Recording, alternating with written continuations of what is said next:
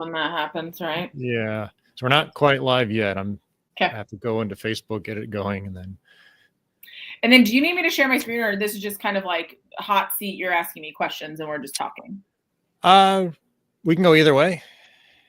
I have, well, what are the questions you're going to ask me?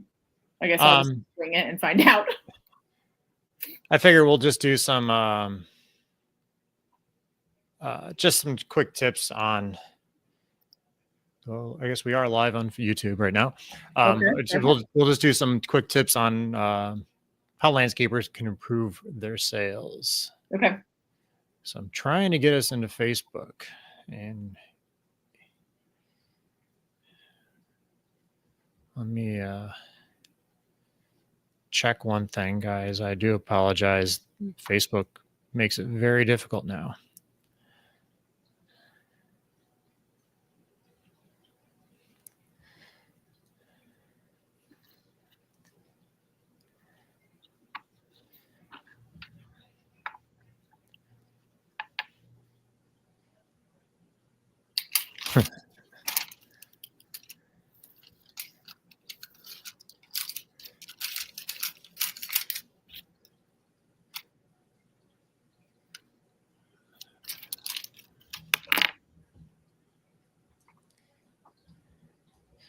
And I do apologize. We are using some new software. For those that are on here right now, we are trying to get this all squared away.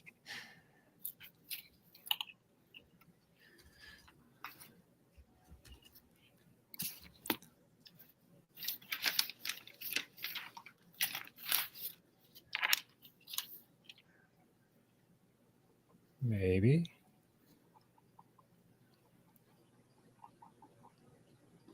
All right, here we go.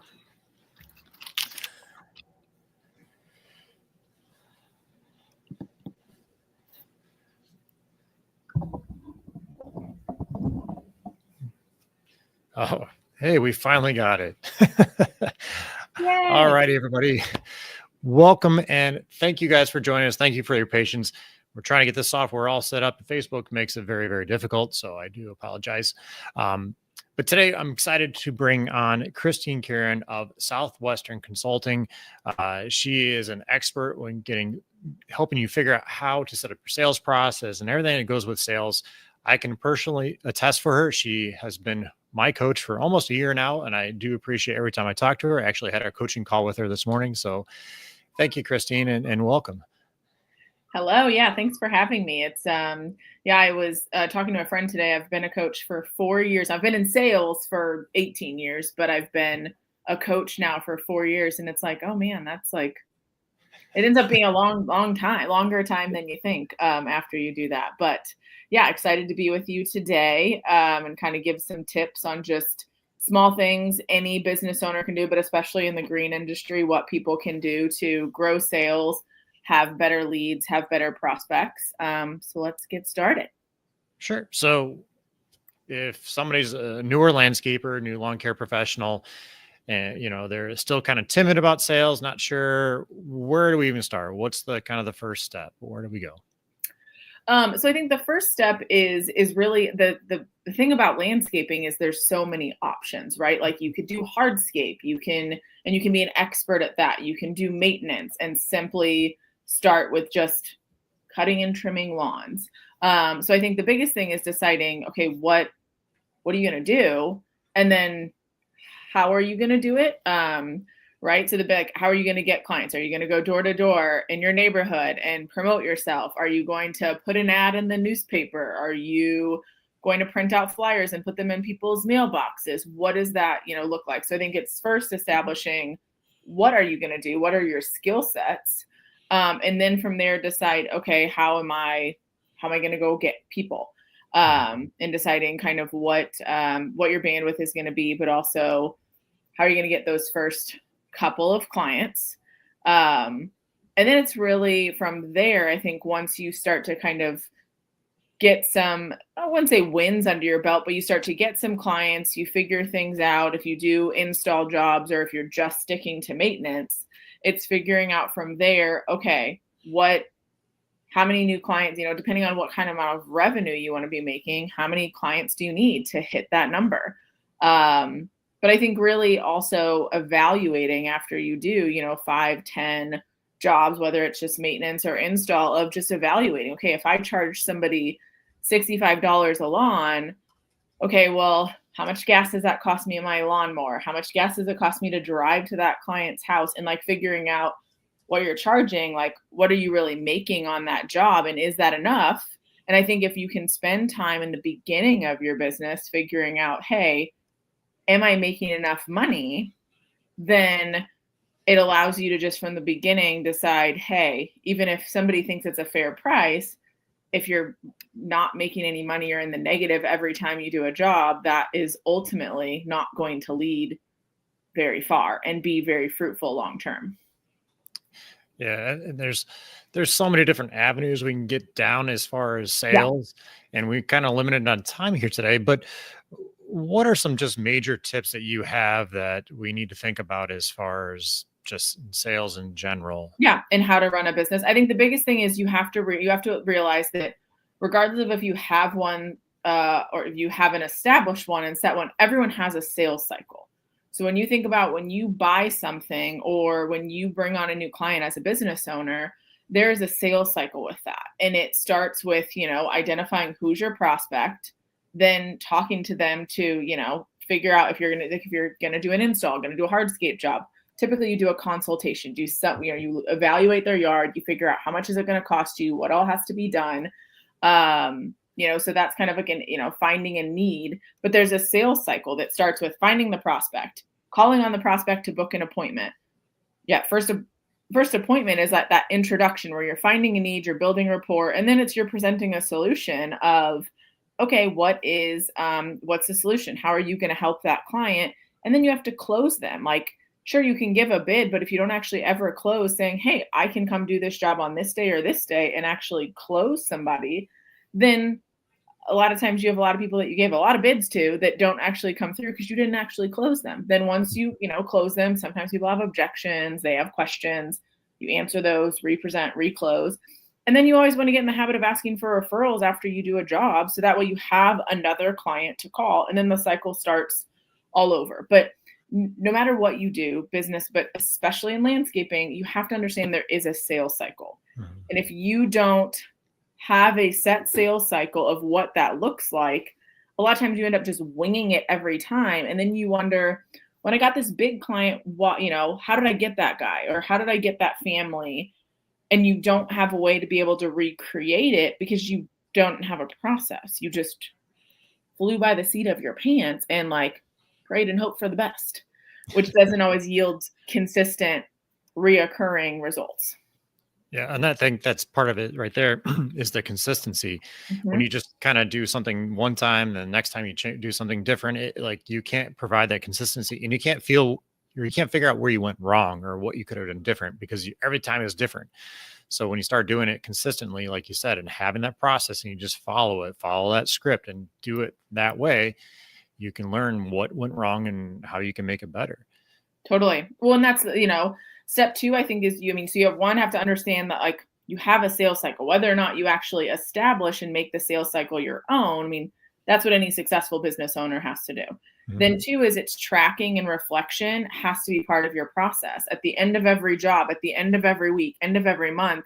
If you're not, your CPA, your bookkeeper will say you need to reconcile your accounts, but it's also looking at how many bids did I do? And of those people that I bid, where did those people come from? And how many did I actually get? And the people that said no, why?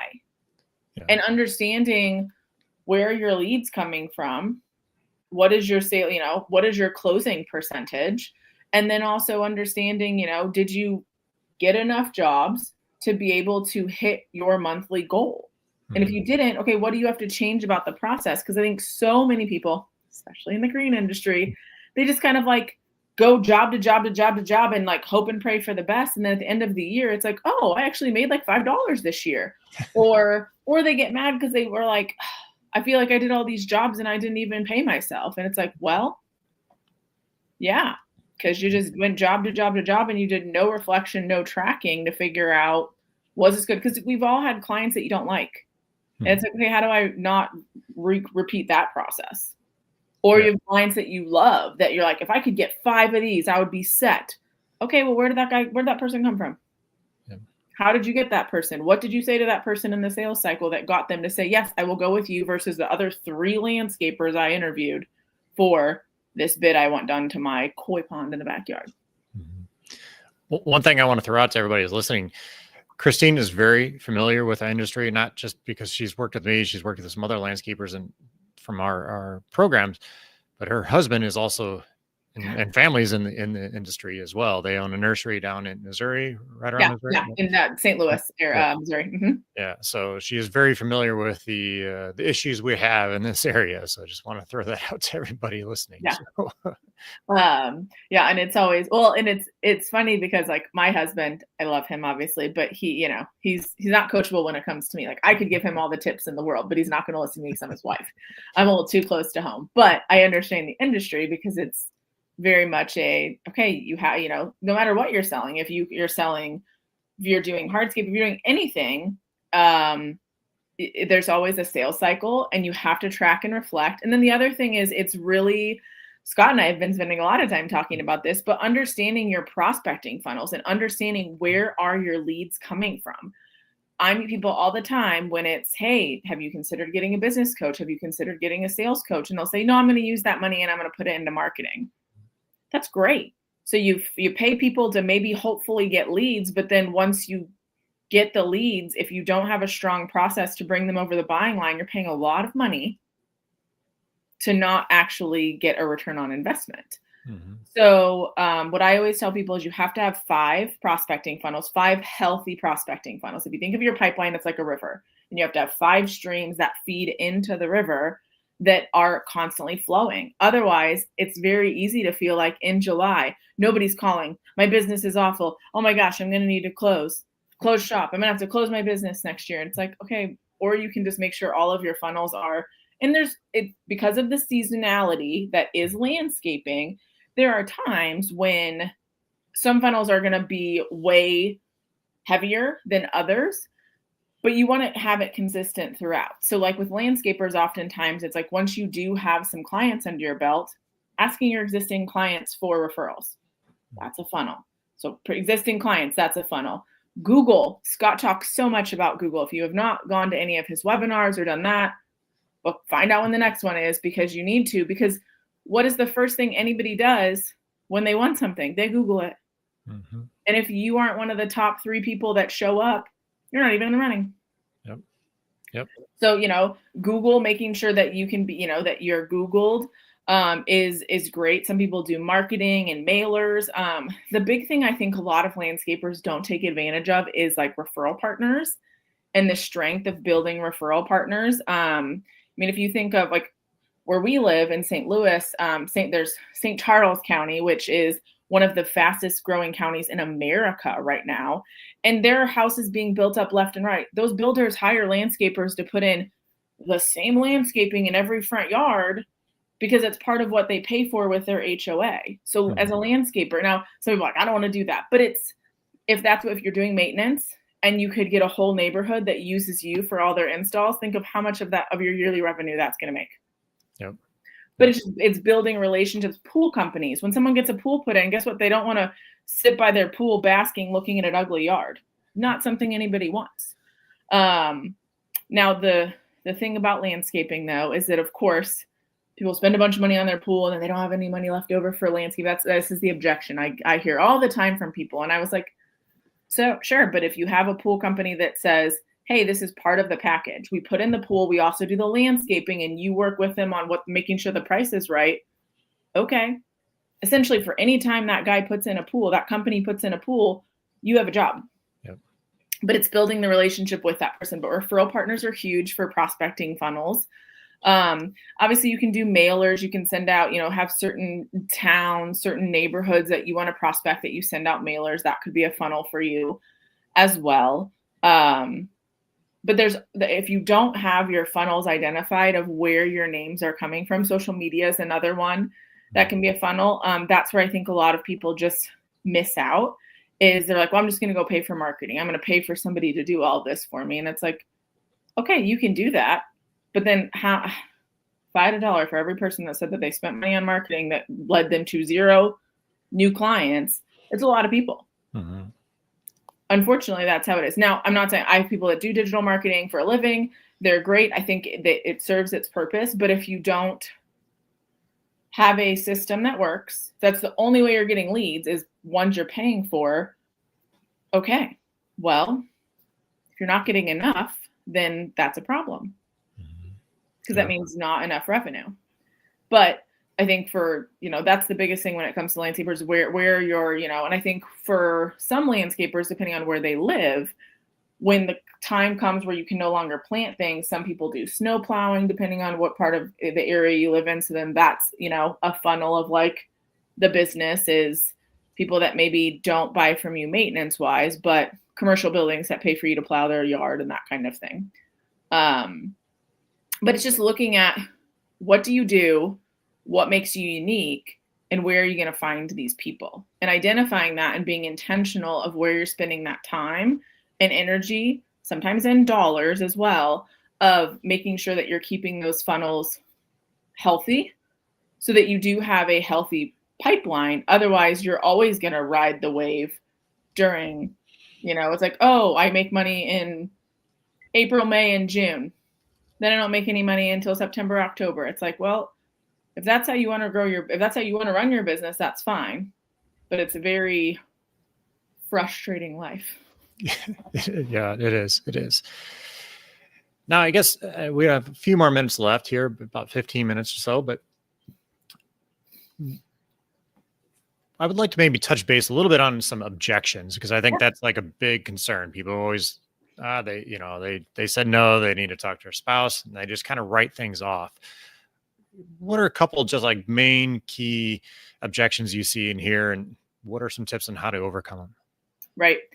So I think the biggest thing is there's an acronym that we use within Southwestern Consulting of just like the biggest thing is, if you're looking at somebody's yard, right? Sometimes it's finding out, you want to start with like getting them on your good side and finding out like, what do they like about their yard, right? What do they like? And then what do they want to change? What do they envision for their yard? Now, sometimes you meet people who are like, I don't know. That's what I hired you for. That's why you're standing in my yard right now. You got to love those people who have no vision at all.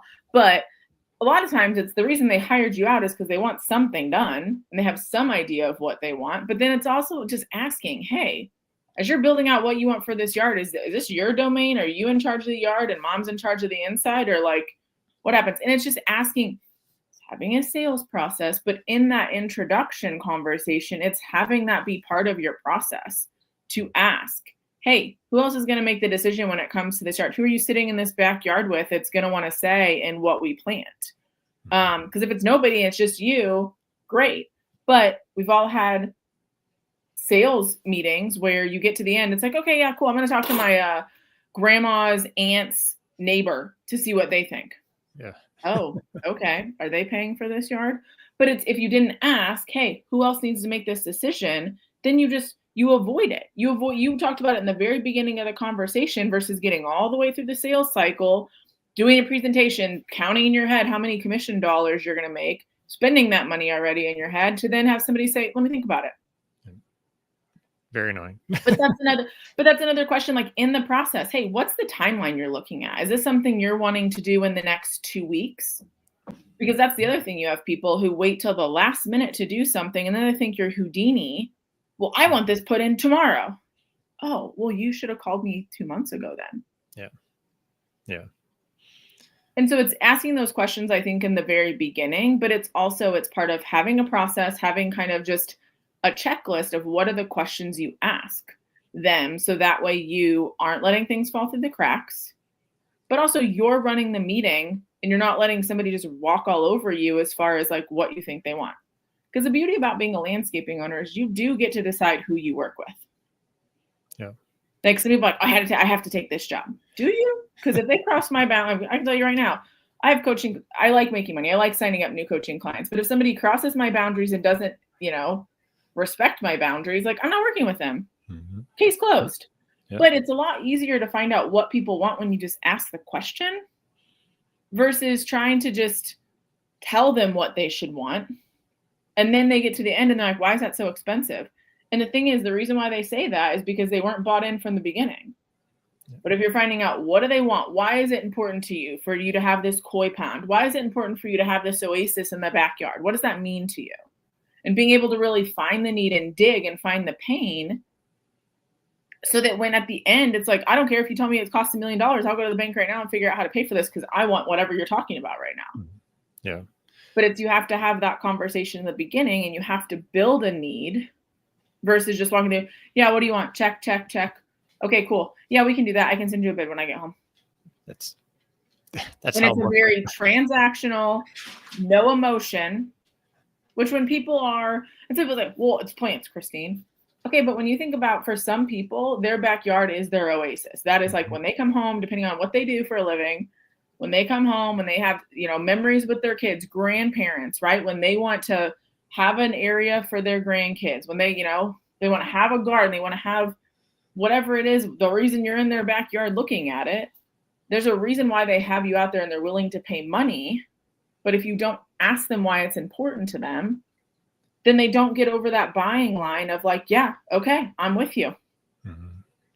Yeah. And that's the whole point of that intro conversation and finding a need, like the introduction is you're trying to find out what is the need and get them to the point where then you just present and say, yep, I can do this, this, and this for you. And here's what we can do. Here's our timeline of when we're thinking. Ballpark, this is what the ballpark is going to be.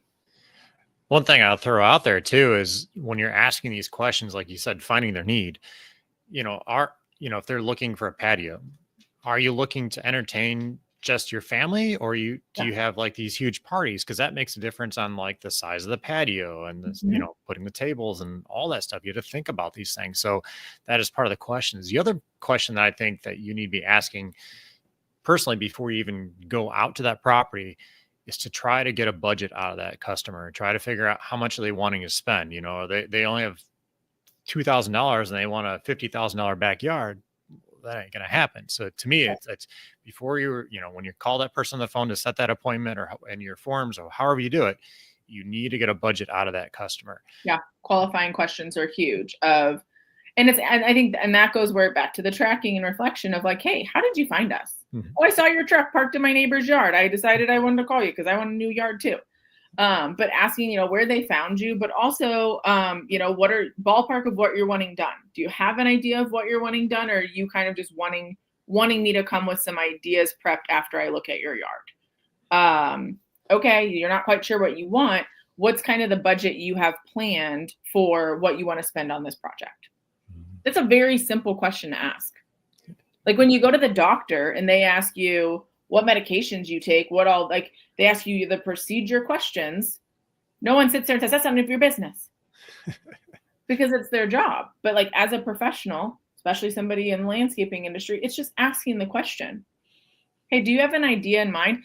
Or a simple question, asking somebody what way their house faces. Because sometimes people want all of these plants. I looked it up. I want this, this, and this. It's like, that's great, but your house faces north and those plants are not going to do well. I can put them in. I can install them. Sure thing. I will gladly take your money and do that. They're going to die in 3 months and you're going to not like me and you're going to want to leave me a bad Google review. Can I make some suggestions instead? Yeah. And then you have the option to then be able to be a professional and be able to show them other options. Yeah. I think that's part of it is being the professional, being the educator on everything. Everybody, we all get those customers that think they know better. And not saying they don't, but we have to be the educator and we have to teach people the right and wrong way. And you can't be afraid to tell them that they're wrong. And you could be polite about it, not saying, in your face, like, no, you have to be honest with them, but there's tactful ways you can go about doing that. Right. Now, I just want to kind of share it with everybody here that's listening. Christine's actually going to be hopping in here in a few minutes. We're going to be jumping over into our Profits Up Inner Circle and estimating programs. And she's going to be doing an hour-long presentation today, going in kind of more depth on what we talked about here today. So I'm excited to have her in here.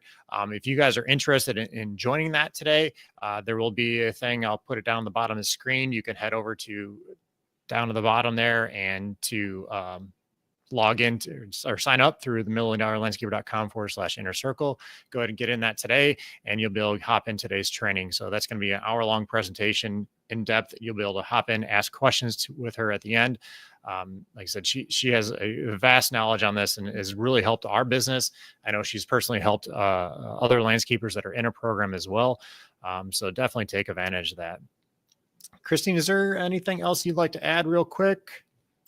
No, yeah. Thanks for having me. One thing we do with business owners, business professionals is we, help them to make more money just by diving into those sales processes, diving into those sales cycles, really getting, figuring out, where your name's coming from, all that. That's what we do for a living.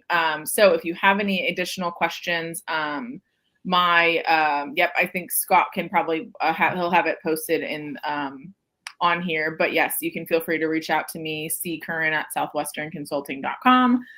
Schedule a time to see if coaching might be a fit for you. But I always appreciate coming on and kind of giving a little bit of knowledge of what people in the green industry can be doing to grow and get better.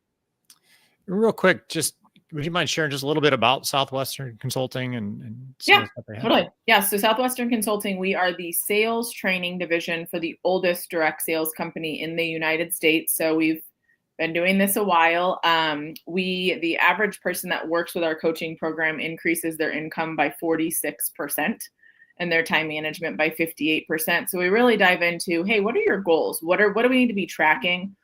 What does your schedule look like? What does your sales cycle look like? And diving into each part of the sales cycle to really make sure it is at its highest caliber. But then taking it a step further, what's your follow-up process with your clients? How are we getting leads? How are we doing these things? And then even for those owners who manage other people, giving kind of tips on, how to manage people, how to have hard conversations with them, how to hire people, how to retain them, how to onboard them, so on and so forth. So, Southwestern Consulting, we work with all industries. So not just green, but also real estate, mortgage, financial advising, insurance. I find myself working a lot with kind of the trades industry because a lot of times it's guys who have been doing their job for a long time and they are like, well, I've been doing it this way, but I want to grow. So I think I'm going to have to learn a couple new things in order to get there. So, so contractors, landscapers, builders, those are all people who, roofers, I tend to do well with because I'm a very direct person, but our company has over 150 coaches worldwide who all have a sales background to help, based on personality, who's going to match the best with you. So, yeah. And again, like I said, the nice thing with Christine is she knows this industry. She knows the green industry overall, and she can definitely help you with your sales and creating that sales cycle, like she mentioned earlier. So if you guys are interested, feel free to reach out to her. Emails down below. Go hit her up and reach out, and she can set up a little call with you and see what they can do. Perfect. Awesome. Okay. Well, we got to jump into the inner circle, Scott, but yes. Everyone have a great Wednesday and, stay warm if you're in Texas where it's cold now, apparently. Well, I think it's snowing in Florida, I think too. So. Oh yeah. I texted one of my friends. I'm like, is it snowing? She's like, no, up north. I'm like, what? It's crazy. Yeah. So all our landscapers in Florida who were like, oh, it's, busy season. I'm like, oh, maybe we need to get snowplow just for these kind of wacky, every once in a lifetime events. Yeah. Yeah.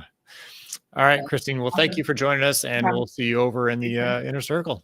Perfect. Bye. All right.